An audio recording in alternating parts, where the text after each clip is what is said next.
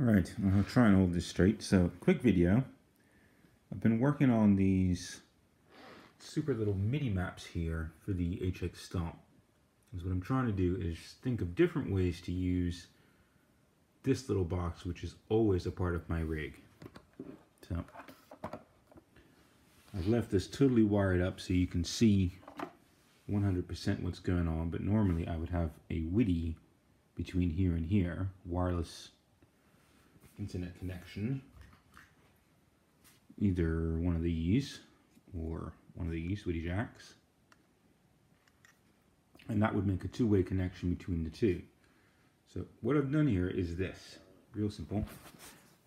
Foot on the old EXP, sorry about that. And I've got 3 snapshots set up, and those are named with the 3 effects that are here on the board. So pitch shifter, reverb, delay.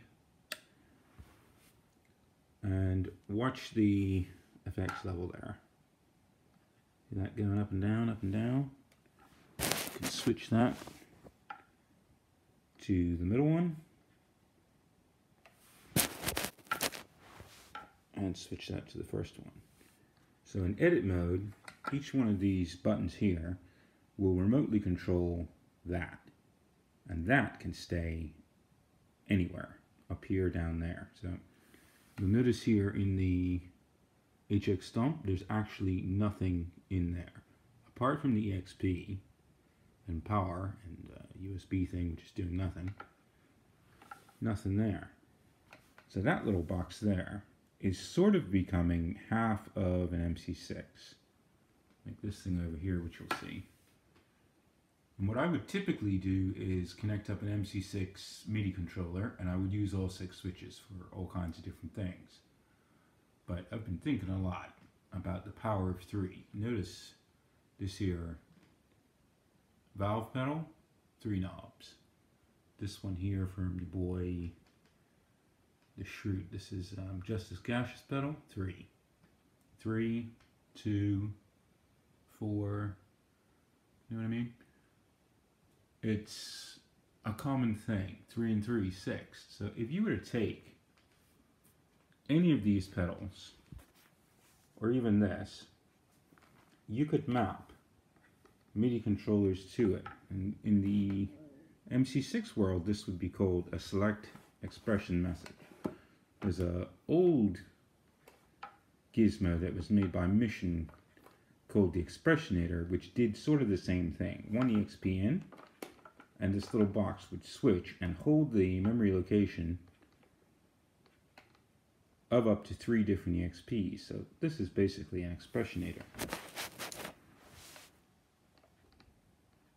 See where we're going with that? Pretty cool stuff. Now, if you follow this screen here, notice I've got all kinds of different colors. I've been building these up so that I can control remotely over there drives, specifically dual drives. So if I wanted to take something like the brand new Matthews Effects pedal, which is coming in, and I wanted to build a simulation of that in the big Helix over there, what I'm looking to do here is take this thing downstairs with me, and just an expression pedal, or better yet, the Boss EV1, this one, which is wireless. What I'd do is set up 2 of those to control everything. So downstairs I've got my feet occupied with expression pedals. You know, pretty cool. And just that little box there. And that's not actually passing any audio or anything. If I wanted, like really wanted to, what I could do is plug a guitar in there.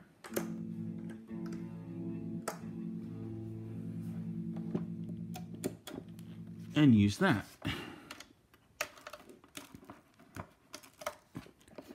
Now take note of this. I'm just using wireless here.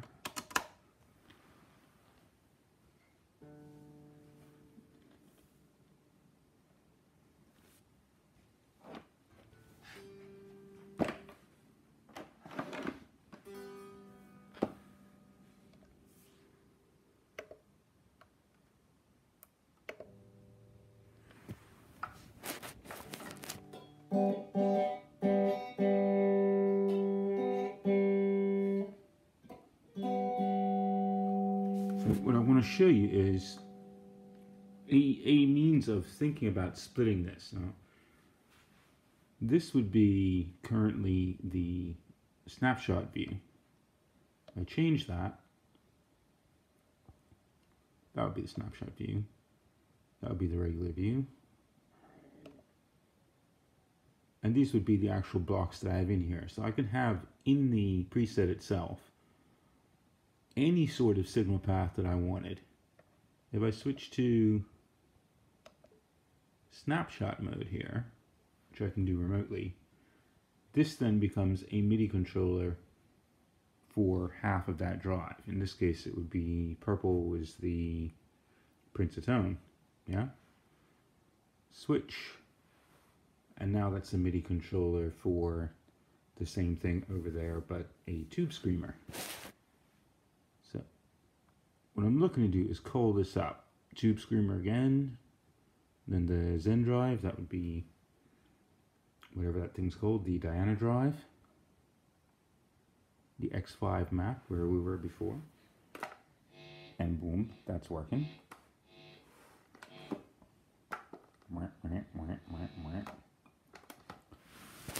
Pretty cool, yeah? That can also be a remote for an orange amplifier. It could be a remote for a tape echo, the Cosmos Echo. Further hot knobs. Red, gold, and green. So any color you want, any kind of mapping you want, you could do that. You can call these things up remotely from the iPad or from the floor. And this essentially, if you think about it, becomes 3 more buttons to the 10 that are over there. Pretty cool. If I'm up here doing work on this, that thing can stay on the floor, or it can stay on the desk, or it can stay anywhere. So just stick a Mission Engineering power supply in there, and the whole thing goes wireless, battery free. All this stuff can come out, or I can put it in. You know, if I have something like I don't know, this here percolator fuzz, which is kind of particular and wants to see an actual signal direct from the guitar, I just plug it in there.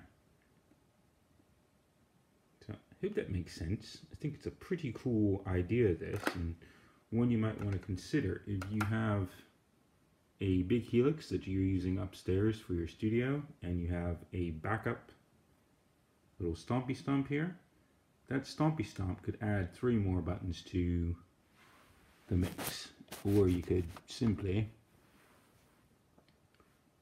have 3 DSPs worth of processing power. So that could go before or in the loop or anywhere. And because you have wireless, you could take wireless off this line 6 to go in, and 1 wireless to come up here to that, and another one over there. Or, you know, you could stick 2 of these in here, like this,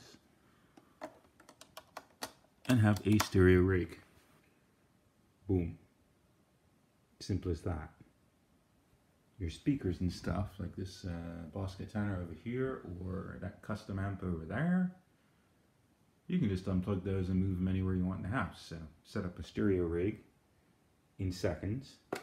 This is actually possibly not doing anything other than controlling 3 knobs on any device you want, especially there in the Helix. So that's what's making your noise.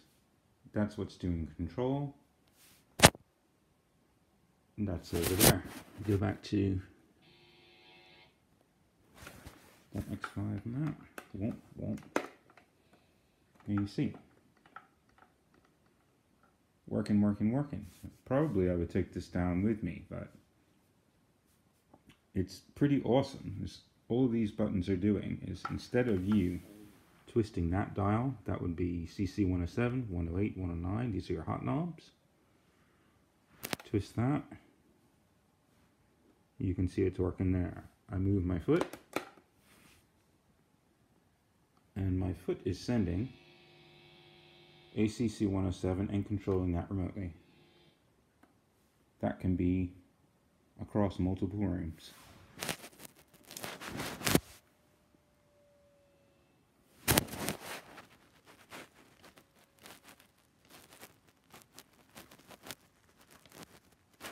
boom, boom, boom.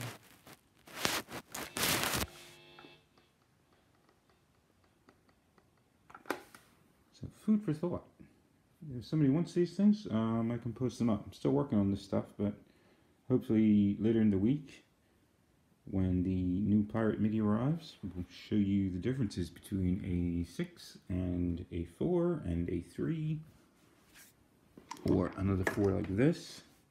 There's a lot you can do with MIDI controllers, and for me, I found that a 4-button, 4-switch MIDI controller is usually enough to do just about anything. Certainly with Helix, certainly with most other stuff, if you're running it in conjunction with other MIDI controllers like that. Very powerful stuff.